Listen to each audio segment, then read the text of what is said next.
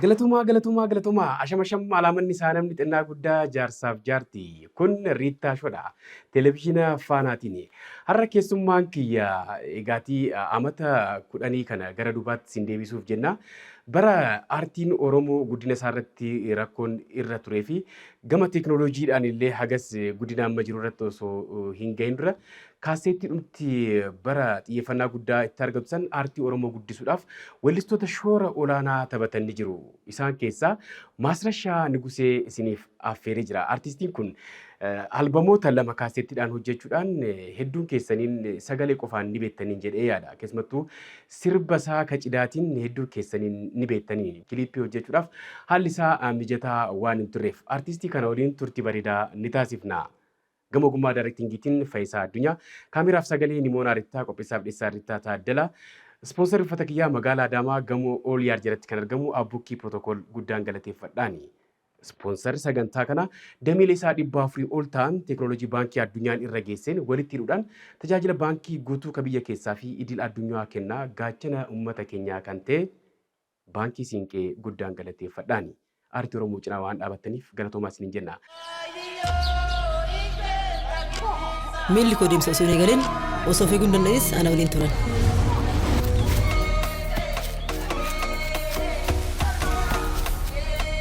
Daandii harkaa bannaan kallattiin agarsiisanii jiru.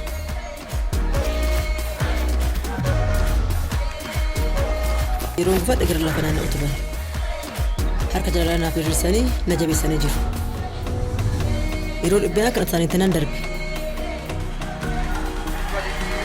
Anis isaan saalfachiisa. Injifannoo yeroo deebi'es gammachuun nas simatan. Kun isaan qofa osoo hin taane warri isaa waliin jiraatan hunduu eebba argatanidha. Kabajaan dhaabsisanii anis harka isaan fuudha.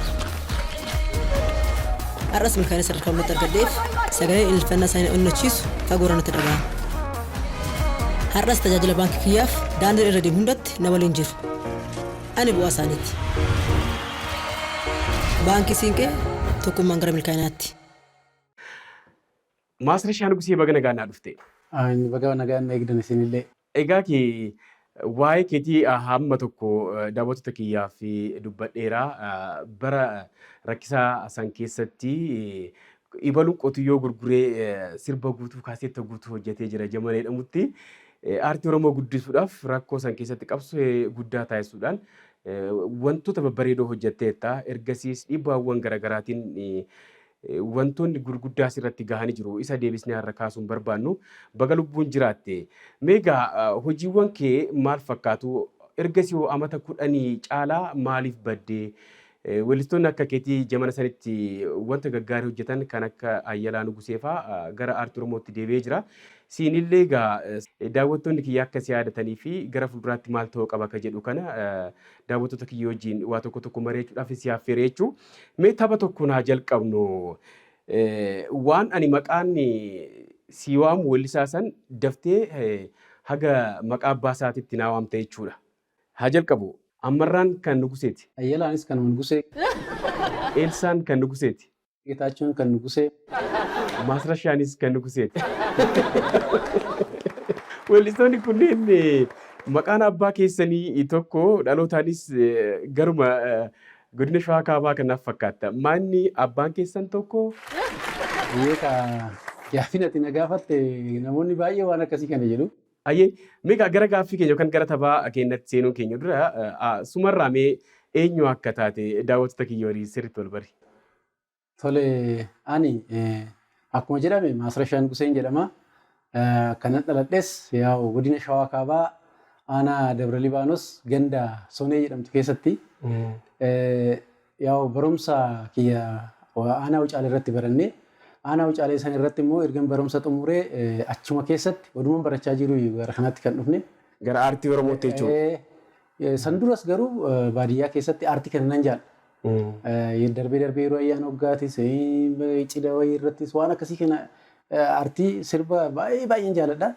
Isumarraa kan ka'e walumaan guddanne jechuun hin danda'ama. Dhalootuma kooti jechuun hin danda'ama. Obboleessi keetis weellistoota amma aartii Oromoo bifa gaariidhaan guddisaa jiranii fi fudhatama guddaa uummata biraa argatan keessaa tokkodha. Keessumaa kiyyallee ta'ee ture tibba tokko Ammarraa Nugusee sumatu karaa saaqee gara boodaa duubatti hafti malee Mee akkamitti aartii kana keessatti seentee ka jedhu gara aartiitti akkamitti dhufte ka jedhu kanaa jalqabnu. Tole jalqaba duraa gara aartii kanatti kan dhufu kennaan duraanii jira jedheera. Garuu immoo haalli mijataan uumamee NGO wayii paadeet kan jedhamu. Magaalaa muka xurrii yookaan immoo aanaa Wucaalee san keessatti magaalaa muka xurrii san keessatti ijoollee walitti qabuudhaan akka hawwisoo magaalaa san keessatti uuman taasisaa turanii. Isa keessatti anillee oduma barachaa jiru manuma barumsaa muka xurrii sanitti kanan baradhu waan ta'eef hawwisoo san keessa gallee waa shaakaluun kun dhufe. Isumarraan inni jiichi ijoollee afran tokko akka muuziqaa kana baasu achi keessaa filatee nama 40 kollekshinii kana hojjechuudhaaf garanatti. Kolleekshinichi kaaseettichi maal jedhama yeroos? Mata dureen isaa kan ittiin bahe albamichi sirbuma kooti kanaan ittiin sirbeedha. Salaaletti gallaa beenaa salaal gullallee kan jedhutti. Yaadannaa sagaliidhaan xiqqoo? Yaadachuu hin dandeenya. Salaaletti gallaa beenaa salaal gullallee salaaletti gallaa beenaa salaal gullal ijoollee nagumaa ijoollee waliin guddanne ijoollee nagumaa ijoollee waliin guddanne. Yeedaloo kana sirba mogorootti nagee? Mogoroon achi garagalchee. Finfinneetti gallaa beenaa raddaa. Ariitii dhoosaa teempoo isaa qofa dabale. Teempoo san qofa. Sirraa fudhatee waan jedhu sanii. Eenyu fa'aa turtan kollekshinii kana gaafa hojjettan? Kaaseeta san irratti yeroo hojjennu ana wajjin mogoroon mataan isaa jira. Mogoroos jira? Mogoroos walumaa. Achumaa fudhate gaa? Achumaatti gore keenyuma silaa hidheetuma walumaan itti gore. Zarihuun addunyaa kan jedhamu jira. Salamoon Kaasuu kan jedhamu jira. Nama 4 taaneeti achitti sirba san irratti kan. Waan ajaa'ibaati. Ergasii yoo gara albama kee gara dhuunfaatitti ati jibban beektutti akkamitti akka dhufte osoo na taphachiiste natti tola. Tole sirboottan kana gaafa baanu kollekshinii kana gaafa baanu gurgurtaa isaa irratti baay'ee rakkachaa turre. Akkaataa isaatiin hin beeknuti haaradha waan ta'eef erga baay'ee tokko deeme garuu. Deemee jira amma ta'e gurgurameera inni. Ergasii ani waan kun sila ta'eera sirboota san keessaa ilaalanii ati jabaadhu waan kun siif ta'a sagalee qabda walaloon keessin baay'ee bareedadha. Waan jedhu kun waan na dhufe waan ta'eef yaadni kun yaadni namoota baay'ee irraa argadhe waan ta'eef waan kana maaliifan anis ka'ee ittuma ciccitee waan kana hojjenne kan jedhuun albama mataa kootitti baafachuudhaaf Ismaa'eel itti fufu bara 1998 albama guutuu ofii kiyyaaf hojjechuudhaaf itti seene jechuudha. Waan ajaa'ibaati. Albama kana hojjechuudhaaf maallaqa hagamii baafte mee yaadatta? Akkuma jedhamu sani sangaa qotiyyoo gurgurtee gara Finfinnee baate? Kuni kan yaadatamte kamtu yaadatamatteeti. Albamicha kanan hojjedhe istiidiyoo Daawit Yesuuf jedhama. Daawit Yesuuf nama jabaa. Isa biratti immoo Daanii Beella. Miiksingii kanarratti Daanii Beellatu jira. Isaan lamaantu naa hojjete. Mata dureen albama keetii maal ture? Kan amma albama guutuu baase kanarratti ati jibban beektu. Maqaan cinaatti fandishaa argamu. Maasrashaa Nugusee yookiin fandishaa. Maali fandishaan isuma nyaatamu kana? Fandishaan kuni yeroo baandii san keessa hojjennu Wucaaleetti. Na yaadadha amma garuu eessaa akka jiran hin beeku ijoolleen kun maqaan ishii Haannaa Geetaachoo jedhamti. Nan kolfa yeroo baay'ee ilkaan kiyya hidhiin walitti akkas hin qabu. Isuma laaltee dhufe maalli kun fandishaadha kun jetti. Isumarraa kan ka'e fandishaa jechuun dhufe. Anis maqaa san eeguma isaan maqaa masoo akkasii naa baasan jedhee jalatti fandishaa jedhee. Waan ajaa'iba. Sirboota achi keessaa mee babbareedoo kana uummatichi haalan yaadatu fi fudhate? Baay'ee sirboonni kiyya achi keessa jiran ani abbaadha garuu hunda isaanan jaaladha. Keessumaa immoo uummata biratti fudhatama kan qabu sirba cidhaa aadaadha. Sirba aadaati. Yaa amaamoo siqolloo buuree kan jedhamu. Yaa amaamoo siqolloo buuree. Siqolloo buuree kanatu naa galuu didee siqolloo fuureedha moo. Namoonni baay'een siqollofuu kan jedhu kana jedhu garuu wantichi isaa walaloon isaa kan jedhu siqollobuu. Siqollobuu qola irraa si dha'uu irraa si hambisuu kan irraa si qoluu jechuudha. Misirritti jechuudha. Amaamoonni kun kan dhufu maal gochuu dhufanii yeroo duriitti aadaadha kanas hin jedhu kanaafanani. Sirbi kun yookaan wadaajii ta'e ta'uu dandeessi kan heerumti sun. Yookaan immoo namaati jaalattu yoo taatu amaamota kanatti dhufee achii fuudhee deema mucayyoo san. Akka mucayyoo san dhuftanii asii fuune irraa sin dhorkuu yookaan irraa sin dhorkuu jechuudha. irraa si qollobuu jechuudha. Yaa amaamoo si qollobuu ree jedha. Aadichi sirbi isaa baay'eedha waan akkasiisan qaba. Yeroo durii ammatti garuu wanni kun illee akkas akkasiisun hafaa dhufe waan ta'eef waan baay'eetu jira yeroo sanitti kan ittiin sirbamu jechuudha. Iddoo cidni jiru marattis namni hin beeka. Si akka taate garuu hin beeku. Iddoo cidhaatti illee gaafa jedhan mee sirba kana inni dhufee haa sirbu gaafa jedhan nan dhagaa. Akka carraa ta'ee iddoo san irraa waan hin fagaadheef sirba cidhaa kanarratti ofii kiyyaan mul'adhee hojjedhee hin beeku. Namni garuu kootti hojjedhe na yaamu beektu yeroo cidhaa jechuudha.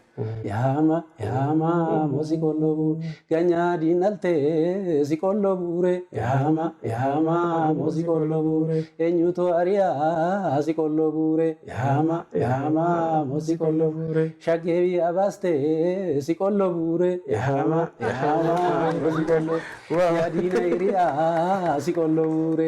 Hiriyaa saniif diina jechuudha naaf. Yaama moosi qollobuure. Yaama moosi qollobuure. Yaama moosi qollobuure. Yaama moosi qollobuure ganyaa diinaltee si qollobuure. Yaama moosi qollobuure eenyutu ariyaa si qollobuure. Yaama moosi qollobuure shaggee biyyaa baastee si qollobuure. Yaama moosi qollobuure yaa diina hiriyaa si qollobuure. Yaama moosi qollobuure balaa diigangeedhaa si qollobuure. Yaama moosi qollobuure irraan gad harkisaa si qollobuure. Yaama moosi qollobuure shaggee hafiin beeytu si qollobuure. Egaa abbaan sirba kanaa Maasrashaa Nuguseeti. Yeroos gaa kilipii hojjechuun maallaqaanis baay'ee ulfaataa waan tureef haalli jirullee Oromoo fi aartii Oromoodhaaf rakkoo waan tureef namni sagaleedhuma ni hojjetee kaaseetta baaseeti kaaseettuma isaanii beekama malee ibaluun eenyu jedhanii adda baasuun in ulfaata. Ergasiis haalli jireenyaas xiqqoo rakkoo waan ta'eef Maasrashaan uummata isaa waliin osoo waliin bariin amata hedduu aartii keessaa fagaatee ture. Amma gaatii namoota akkasii jajjaboo kana bara rakkoo sanitti aartii Oromoodhaaf warreen shoora taphatan kana iyyaafannee isin biraan walitti fiduudhaaf jamana sanitti warreen kaaseetta kan hojii wal qabatee mudannoof wantoota garaagaraa qabdan biyya keessaa biyya alaa jirtan ibaluun kan ettanii erga beektan booda ammatti hoo akkamitti gara aartiitti deebisna nama kana biyya keessas biyya alaas warreen jirtan deeggartoonni aartii Oromoo Maasrashaa Nugusee galatoomii jechuun qabna waan ta'eef dhiyeessee galatoomii siin ja'a. Kabajamtoota daawwattoota keenyaa walitti deebinee jirra kan isin daawwachaa jirtan Rittaa Shoo Televezyiina Faanaatiin aartistii buleeyyii Maasrashaa Nugusee waliin jira. Ispoonsarri keenya dameelee isaa 400 ol ta'an teekinooloojii baankii addunyaan irra geesseen walitti hidhuudhaan tajaajila baankii guutuu kan biyya keessaa fi alaa kennaa gaachana uummata keenyaa kan ta'e baankii Siinqee guddaa galateeffanna. Aartii Oromoo cinaa waan dhaabattaniif illee galatoomaa isiniin jenna. Maasrashaa Nugusee bara 2000 jechuun danda'amame albamni kee erga bahe. Ergasii aartii kana maaliif addaan kuttee baddee garamitti badde? Tole namoonni gaaffii namoota baay'eeti. Namni kun hin jiramoo hin jirus waan akkasii kana jechaa jiru waan ta'eef namni baay'een hin beekne. Muuziqichi kiliippiin qabu audiyoo qofaan jira waan ta'eef kanaaf namnis bakka hin jiru kan hin beekne. Garuu aartii kanarraa kanan fagaadhe dhugaadha. Aartiin yeroo tokko seentee yeroo tokko keessaa bahuudhaanii miti. Aartii kana kan jajjabeessus hojjechuus dandeessu. Akka carraa ta'ee yeroo sanitti carraa barumsaa waan argadheef gara kolleejjiitti kanan deeme. Barumsaaf jedhee deemee gaafa deemu garuu achiin aartii kanarraa hin fagaadhee hafe dheedoo hin taane barumsicha ergan xumurees yoo xiqqaate hanga waggaa 3 ture isaan booda immoo aartii kanas hojjechuu nan danda'a lamaan isaa wal faana oofee kan jedhu saniin akkaataa saniin deeme haallichi garuu akkas hin turre akkasumatti hafee ergasiis immoo kana caalaa wantoonni nu mudatan jira aartii kanarraa kan fagaadhu wanti nu godhe jira yeroo hojjedhutti jechuudha rakkoo baay'eetu na mudate rakkoon suni maalidha yeroo sanitti maallaqa argachuun baay'ee rakkisaa ture. Studio kana seenee hojjechuudhaaf maallaqa yoo xiqqaate yeroo sanitti qarshii 10,000 kan gaafatame. Qarshii 10,000 jechuun amma akka ulfaatu yeroo sanitti amma sirbaduma tokko illee kilipii bareedaa hojjechuudhaaf haga 200,000 300,000 seenee jira. Yeroo 10,000 yeroo sanitti garuu 10,000 kan fidii kootuti kaalillee booda yeroo argatte yeroo gurgurame dabalta kan jedhuuni kan waliigallee gara studio kanaatti dhufe 10,000 san argachuu qofaafuu baay'ee natti ulfaatee ture. Namni si deeggarus hin jiru. Yeroo sanitti baay'inaan namni qarshii qofa osoo hin taane yaadannoo namni si deeggaru hin jiru yeroo sanitti dhugaa dubbachuuf yoo ta'e jechuudha. Kanaaf kana hunda isaa kophaa kiyya kan nan jedhe waan ta'eef baay'ee in ulfaata wanni kun kan jedhu kunis sammuu kiyya keessatti dhufe garuu immoo hin danda'ama ture.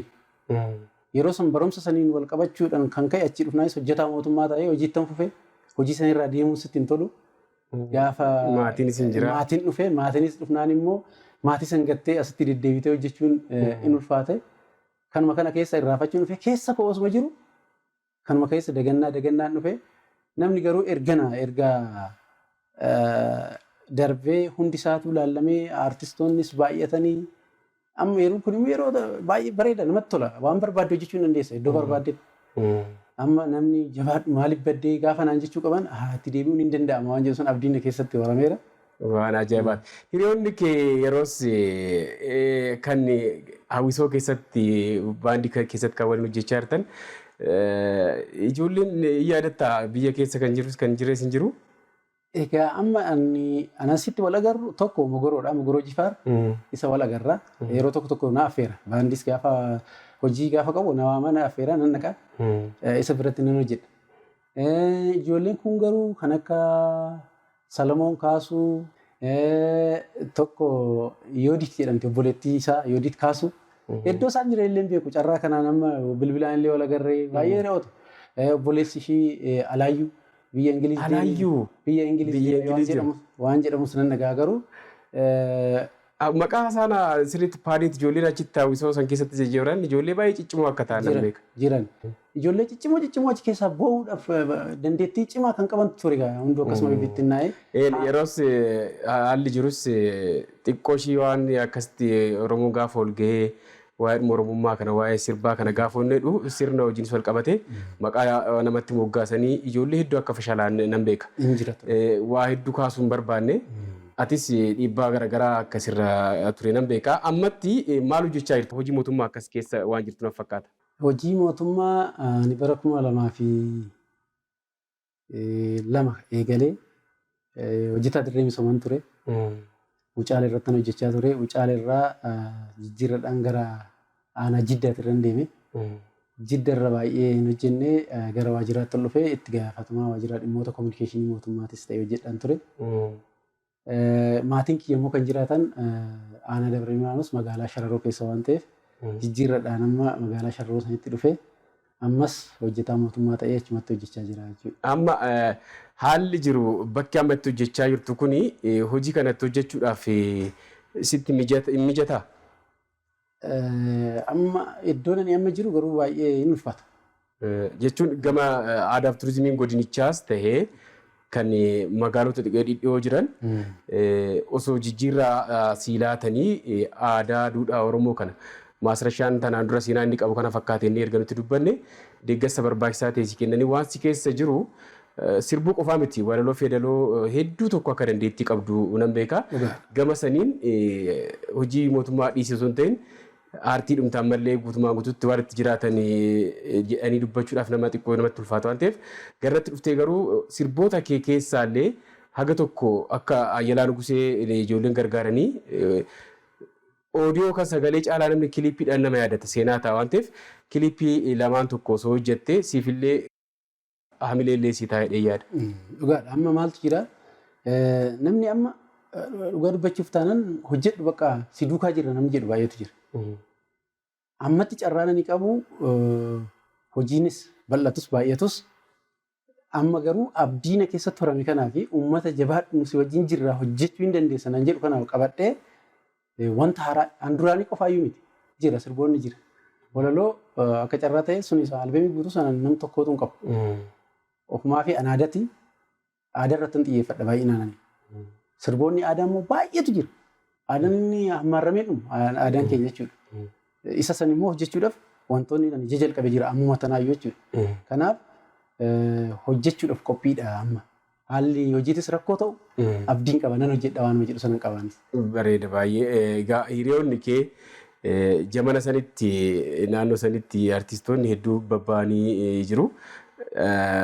Kaasettiidhaan sirboota baay'ee babbareedoo hojjettee achumaan dagatamtee turte amma haala jiru kanaan wal cinaa dhaabachuu wal deeggaruun kun haalli isaa mijataa waan ta'eef waan jalqabdee sababa garaagaraatiin duubatti hafte san galata keetiifillee kiliippii qaamni ilaallatuun daana dabalatee si deeggarree akka Ayyalaa Nugusee gara uummatatti dhufetti atillee deebi'uu qabda inneeti Maasrashaa sirboota ciccimoof babbareedaa waan hojjettee aartiin kun as ga'uu isaatiif bu'uura guddaa keetteerta waan ta'eef takka galatoomii ammas ol koottuu hojjedhu siin jechuuf as waamee jechuudha. Dhumarratti ergaan ati dabarsitu maanni sirba kee keessaa sirba bareedaa ta'e ammas xiqqoo ishiin hojjettee adda baanee jechuudha. Tole ka sirboota kee keessaa sirbi bareedan tokkummoo kanan sirriitti jaaladhu garbuu gaara dagam kan jedhu sirba shaboteeti aadaa salaaleetiin. Garbuu gaara dagami faddaa hidhuu malee nana kaayini imammaa yaadato naallooli malee nana baarini Salal jalama rosi nanu ba salal jalama rosi shibib jerusi narga sinaba ogam garagarusi jedha tanse waan bareed sirboota kunneen haala amma jiru kan wajjin remix godhanii kilippii hojjetanii deebisanii uummata biratti si qaqqabsiisuun yookaan immoo uummata kee waliin walitti si fiduun dirqamaan ta'eef qaamni ilaallatu hundi akka cinaa dhaabattanidha.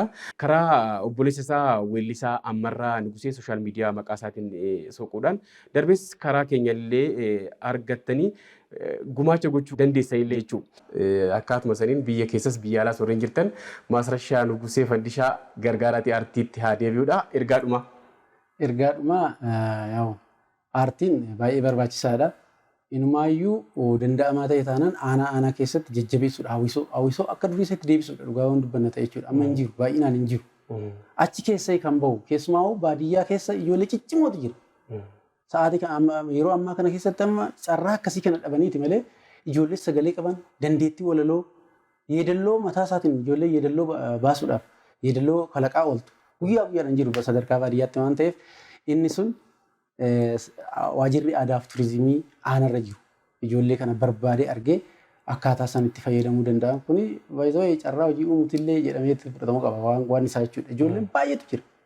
Waan badaarra illee bilisa ta'anii kanarra ooluu hin danda'u waan ta'eef waajirri aadaa fi turizimii sirriitti irratti xiyyeeffatee hojjechuu qaba. Bakkuma jirutti ergaa jedhuun qaba. Kan kanarraa hafe jira ammas akkam badeen hin hafu nan hojjedhaa sirba babbareedaa isaa fideen dhufaa waan jedhu abdiin qabaanis. Hayyee kabajamtoota daawwattoota keenyaa aartistii buleeyyii Maasrashaa Nugusee yookaan Fandishaa waliin turtiin taasise kana fakkaata. Qopheessaaf dhiyeessaa Rittaa Taaddalaan ture. Gamogummaa Daayirektingiitiin Fayyisaa Addunyaa kaameraaf sagaleen Moonaa Rittaa. Ispoonsarrii uffata kiyyaa magaalaa Adaamaa gamoo Olyaa jiratti kan argamu Abbukkii Pirootokool guddaan galateeffadhaan. Ispoonsarri sagantaa kanaa immoo dameelisaa 400 ol ta'an teekinooloojii baankii addunyaan irra geesseen walitti hidhuudhaan yeroo gabaabaa keessatti fudhatamaa fi maamiloota hedduu kan horate baankii Siinqee guddaan galateeffadhaan. Aartii Oromoo cinaa waan dhaabattaniifis galatoomaa isiniin jenna. Daawwattoota keenya torban keessumaa kabiraa taphoota babbareedoo kanneen birootiin haga walitti deebinutti Horanaa bulaa. Ayyee. Siinillee galatoomaa fayyaa guddaa. Ayyee. Miilli koo deemsa osoo hin eegalin osoo fiiguu hin danda'is ana waliin turan.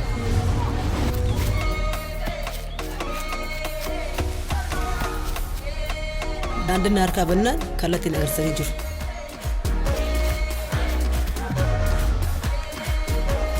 Yeroo gufadha gara lafa naanna'u turan. Harka jalaan naaf hir'isanii na jabeessanii jiru. Yeroo dhibbeen akka isaaniitti nan darbe. Anis isaan saaffachiisa.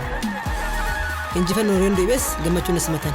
Kun isaanii qofa osoo hin taane warri isaan waliin jiraatan hunduu eebba argatanidha.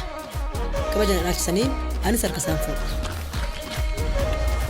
Har'as milkaa'ina sadarkaa mul'atti argadheef sagaleen ilfannaa isaanii onnachiisu fagooraan itti dhaga'ama. Har'as tajaajila baankii kiyyaaf daandii irra deemu hundatti na waliin jiru. Ani bu'aa isaaniiti. Baankii Siinqee tokkummaan gara milkaa'inaatti.